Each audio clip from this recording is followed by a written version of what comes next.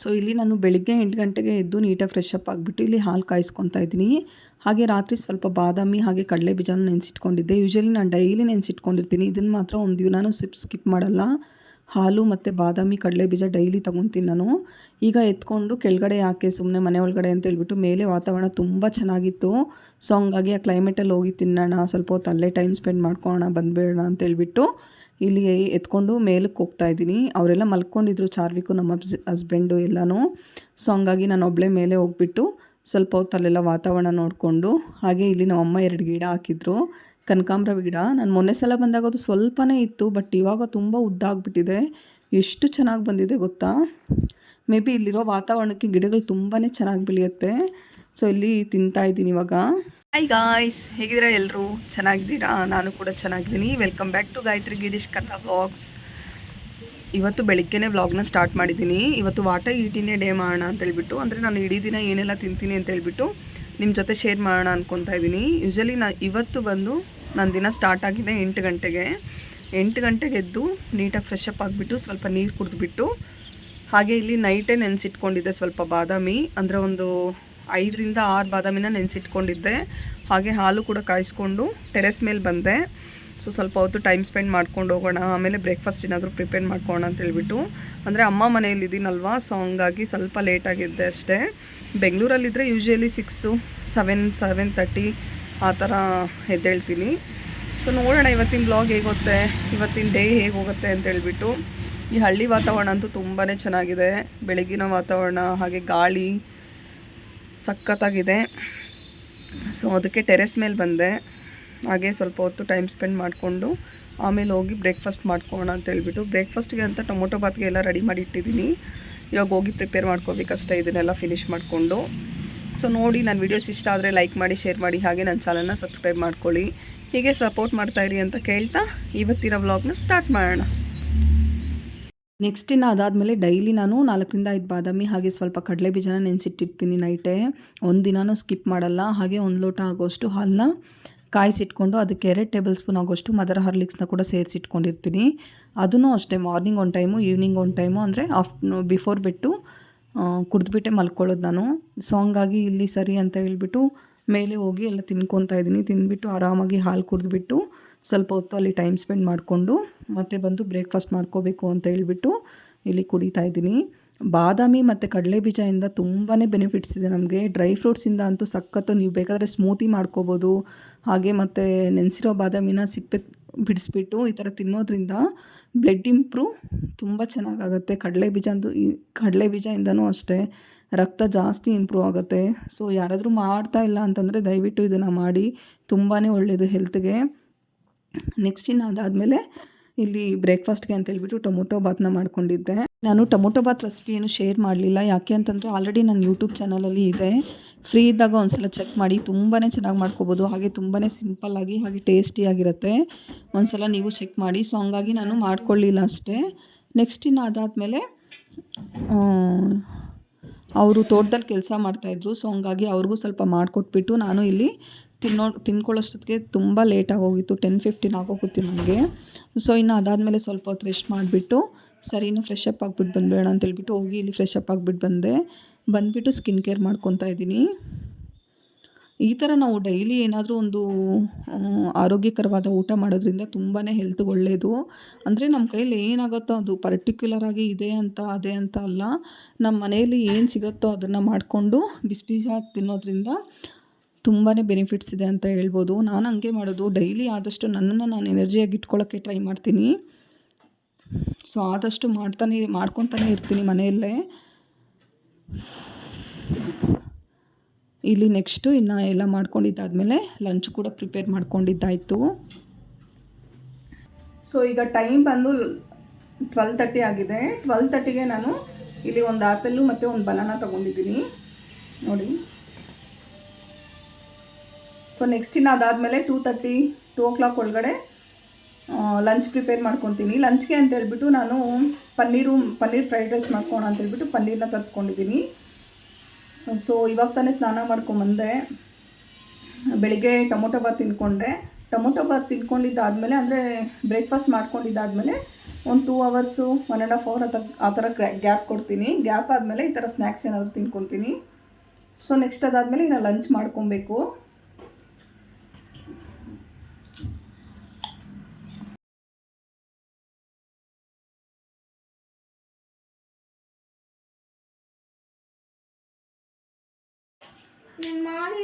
Hi ಮಾಡು ಅವ್ರಿಗೆ. Hi friends.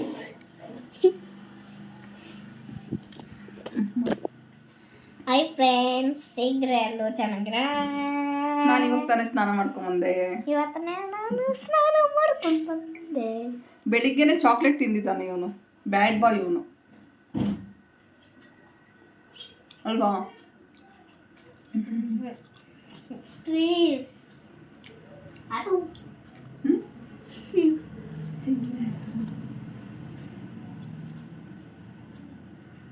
I love you. I love you. So ಇವಾಗ 12:45 ಆಗಿದೆ. ಬನಾನಾ ಮತ್ತು ಆಪಲ್ ಎಲ್ಲ ತಿನ್ಕೊಂಡು ಇವಾಗ ತೋಟದಲ್ಲಿ ಸ್ವಲ್ಪ ನಮ್ಮ ಹಸ್ಬೆಂಡ್ ಫ್ರೆಂಡ್ಸು ಹಾಗೆ ನಮ್ಮ ಹಸ್ಬೆಂಡು ಎಲ್ಲ ಸ್ವಲ್ಪ ಕೆಲಸ ಮಾಡ್ತಾ ಇದ್ದಾರೆ. ಸೊ ಹಂಗಾಗಿ ಅವ್ರಿಗೆ ಲಂಚ್ ಎಲ್ಲ ಪ್ರಿಪೇರ್ ಮಾಡಿಕೊಡು ಅಂತ ಹೇಳಿದ್ದಾರೆ. ಇವಾಗ ಹೋಗಿ ಅವ್ರಿಗೆ ಪ್ರಿಪೇರ್ ಮಾಡಿಕೊಡ್ಬೇಕು. ಹಾಗೆ ನನಗೂ ಕೂಡ ಲಂಚ್ ಪ್ರಿಪೇರ್ ಮಾಡ್ಕೋಬೇಕು. ನನಗೆ ಬಂದುಬಿಟ್ಟು ನಾನು ಸ್ವಲ್ಪ ಪನ್ನೀರ್ ತರಿಸಿಟ್ಕೊಂಡಿದ್ದೆ. ಸೊ ಅದನ್ನು ಫ್ರೈಡ್ ರೈಸ್ ಮಾಡ್ಕೊಳ್ಳೋಣ ಅಂದ್ಕೊತಾ ಇದ್ದೀನಿ. ಸೊ ಮಾಡಬೇಕು. 2 o'clock ಹಂಗೆ ಆಗುತ್ತೆ, ಅಷ್ಟೊತ್ತಾಗುತ್ತೆ ಪ್ರಿಪೇರ್ ಮಾಡೋದು. ಸೊ ಈ ಥರ ಇರುತ್ತೆ.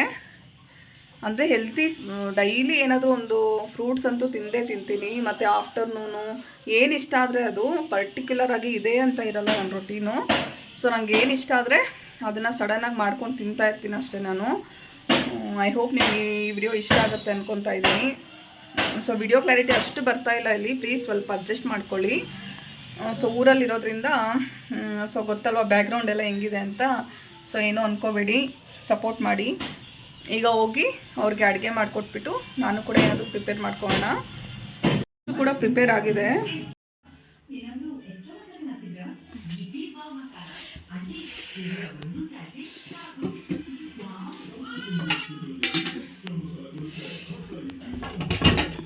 ಇದು ರೈಸು, ಮುದ್ದೆ.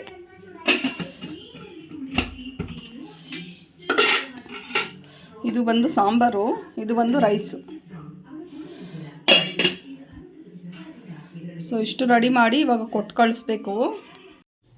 ಸೊ ಇವಾಗ ಲಂಚ್ ಪ್ರಿಪೇರ್ ಮಾಡಿ ತಿಂತಾಯಿದ್ದೀನಿ. ಇವಾಗ ಟೈಮ್ ಬಂದು 2 o'clock. ಸೊ ರೆಸಿಪಿನ ನಿಮ್ಮ ಜೊತೆ ಶೇರ್ ಮಾಡೋಣ ಅಂದ್ಕೊಂಡೆ, ಬಟ್ ಅದು ರೈಸ್ ತುಂಬ ಮುದ್ದೆ ಆಗಿಬಿಟ್ಟಿದೆ, ಅಷ್ಟು ಚೆನ್ನಾಗಿಲ್ಲ. ಸೊ ಹಂಗಾಗಿ ನೆಕ್ಸ್ಟ್ ಟೈಮ್ ಯಾವಾಗಾದರೂ ಶೇರ್ ಮಾಡ್ತೀನಿ. ಸೊ ಇವಾಗ ತಿಂತಾಯಿದ್ದೀನಿ. ಈ ಪನ್ನೀರ್ ಕೂಡ ಅಷ್ಟೇ ತುಂಬ ಒಳ್ಳೆಯದು ಹೆಲ್ತ್ಗೆ. ನಾನು ವೀಕ್ಲಿ ಒಂದು 3 times 4 times ತಿಂತೀನಿ, ಸಿಂಪಲಾಗಿ ಏನಾದರೂ ಮಾಡಿಕೊಂಡು. ಈ ಪನ್ನೀರಲ್ಲಿ ತುಂಬಾ ಪ್ರೋಟೀನ್ ಇರುತ್ತೆ. ಪನ್ನೀರು ಹಾಗೆ ಎಗ್ಗು ಈ ಥರದ್ದೆಲ್ಲ ತುಂಬಾ ಒಳ್ಳೆಯದು.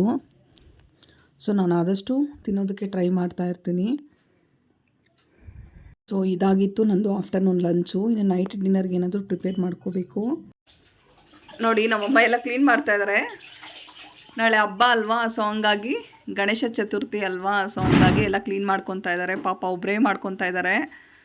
ಇನ್ನು ನನಗಲ್ಲೆಲ್ಲ ಹತ್ತಕ್ಕಾಗಲ್ಲ ಅಲ್ವಾ, ಅದಕ್ಕೆ ನಾನು ಆದಷ್ಟು ಮಾಡಿದೆ, ಮನೆ ಒರೆಸ್ಕೊಂಡೆ, ಬೆಳಗ್ಗೆ ಎಲ್ಲ ಮಾಡಿದೆ. ಸೊ ಎಲ್ರಿಗೂ ಗೌರಿ ಗಣೇಶ ಹಬ್ಬದ ಆರ್ಥಿಕ ಶುಭಾಶಯಗಳು. ನಿಮ್ಮ ಲೈಫಲ್ಲಿ ಆರೋಗ್ಯ ಆಯುಷು ಎಲ್ಲ ಚೆನ್ನಾಗಿ ಕೊಡಲಿ ದೇವರು. ಟೈಮ್ ಬಂದು 5 ಗಂಟೆ ಆಗಿದೆ. ಸೊ ಇವಾಗ ತಿಂತಾ ಇದ್ದೀನಿ ಐಸ್ ಕ್ರೀಮು. ಏನಾದರೂ ಸ್ವೀಟ್ ತಿನ್ನಬೇಕು ಅನ್ನಿಸ್ತಾ ಇದೆ. ಸೊ ಹಂಗಾಗಿ ಐಸ್ ಕ್ರೀಮ್ ಒಂದು ಕಪ್ ಇತ್ತು, ಮತ್ತು ಸ್ವಲ್ಪ ಚಾಕ್ಲೇಟ್ ಇತ್ತು. ಇದು ದೊಡ್ಡದು. ನಮ್ಮ ಚಾರ್ಲಿಗೆ ತಿಂದು ತಿಂದು ಇಷ್ಟು ಖಾಲಿ ಮಾಡಿದ್ದಾನೆ ಅವನು.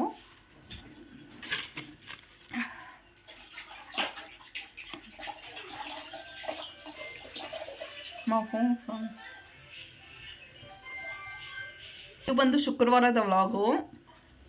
ಇವತ್ತು ಶುಕ್ರವಾರ ಅಂದರೆ ಇವತ್ತು ಗೌರಿ ಹಬ್ಬ ಅಲ್ವಮ್ಮ ಇವತ್ತು. ನಾಳೆ ಗಣೇಶ ಚತುರ್ಥಿ. ಇನ್ನು ನಾಳಿದ್ದು ಎಲ್ರಿಗೂ ಭಾನುವಾರದ ಬಾಡೂಟ ಅಲ್ವಾ. ಯಾರೆಲ್ಲ ಶನಿವಾರನ ಫಾಲೋ ಮಾಡ್ತಾಯಿದ್ರಿ, ಹಾಗೆ ಯಾರಿಗೆಲ್ಲ ಶ್ರಾವಣ ಶನಿವಾರ ಇದೆ ಅಂತ ಹೇಳ್ಬಿಟ್ಟು ನನಗೆ ಕಮೆಂಟ್ ಮಾಡಿ ತಿಳಿಸಿ. ನಮಗೂ ಇತ್ತು. ನನಗಂತೂ ಫುಲ್ಲು ಕ್ರೇವಿಂಗ್ಸು, ಯಾವಾಗ ಚಿಕನ್ನು ಮಟನ್ನು ತಿಂತೀನಿ ಅಂತ. ಸೊ ಭಾನುವಾರ ವೆಯ್ಟ್ ಮಾಡಬೇಕು. ನಾಳೆಯಿಂದ ಎಲ್ಲ ಸಿಹಿ ಕಡುಬು, ಎಲ್ಲರ ಮನೆಯಲ್ಲೂ ಕಡುಬು ಮಾಡ್ಕೊಂಡಿರ್ತೀವಿ.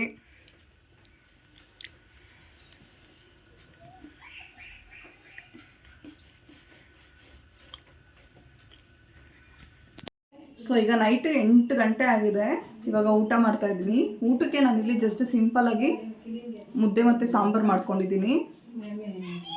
ಸೊ ಇದನ್ನು ತಿನ್ಕೊತಾ ಇದ್ದೀನಿ. ಇವತ್ತು ಹಬ್ಬ ಆಗಿರೋದ್ರಿಂದ, ಗೌರಿ ಹಬ್ಬ ಆಗಿರೋದ್ರಿಂದ, ಶುಕ್ರವಾರ ಅಲ್ವಾ, ಸೊ ಹಂಗಾಗಿ ತುಂಬ ಕೆಲಸ ಇದೆ. ಅದಕ್ಕೆ ಸಿಂಪಲ್ಲಾಗಿ ಮುದ್ದೆ ಮಾಡ್ಕೊಂಡ್ವಿ. ಅಂದರೆ ಅಪ್ಪಗೂ ಅಮ್ಮಗೆಲ್ಲ ಬೇಕಾಗಿತ್ತು. ಸೊ ಹಂಗಾಗಿ ಮುದ್ದೆ ಮಾತ್ರ ಮಾಡ್ಕೊಂಡಿದ್ದೀನಿ. ಇದನ್ನು ತಿನ್ಕೊತಾ ಇದ್ದೀನಿ ಈಗ.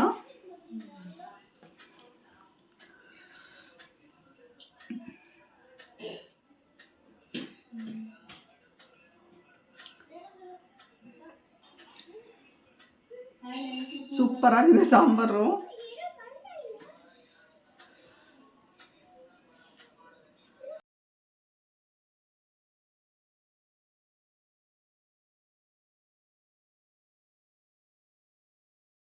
ಸೊ ಈಗ ತಾನೇ ಊಟ ಮುಗಿಸ್ಕೊಂಡು ಎಲ್ಲ ಆಯಿತು. ಇನ್ನು ಸ್ವಲ್ಪ ಬಾದಾಮಿ ಹಾಗೆ ಎಲ್ಲ ನೆನೆಸ್ಬಿಟ್ಟು ಇನ್ನು ಮಲ್ಕೋಬೇಕು. ಹಾಗೆ ಸ್ವಲ್ಪ ಪ್ರಿಪ್ರೇಷನ್ಸ್ ಕೂಡ ನಡೀತಾ ಇದೆ ಹಬ್ಬದ್ದು. ಅಂದರೆ ಹೂರಣ ಮಾಡ್ಕೋಬೇಕು ಮತ್ತು ಹೂವು ಕಟ್ಟೋದು ಎಲ್ಲ ಇದೆ. ಸೊ ಅದನ್ನೆಲ್ಲ ಮಾಡ್ಕೋಬೇಕು. ಸೊ ಇದಾಗಿತ್ತು ಇವತ್ತಿನ ವ್ಲಾಗು. ಇಷ್ಟ ಆದರೆ ಲೈಕ್ ಮಾಡಿ, ಶೇರ್ ಮಾಡಿ, ಹಾಗೆ ನನ್ನ ಚಾನಲ್ನ ಸಬ್ಸ್ಕ್ರೈಬ್ ಮಾಡಿ ಅಂತ ಹೇಳ್ತಾ ಈ ವ್ಲಾಗ್ನ ಇಲ್ಲಿಗೆ ಎಂಡ್ ಮಾಡ್ತಾಯಿದ್ದೀನಿ. Thank you all.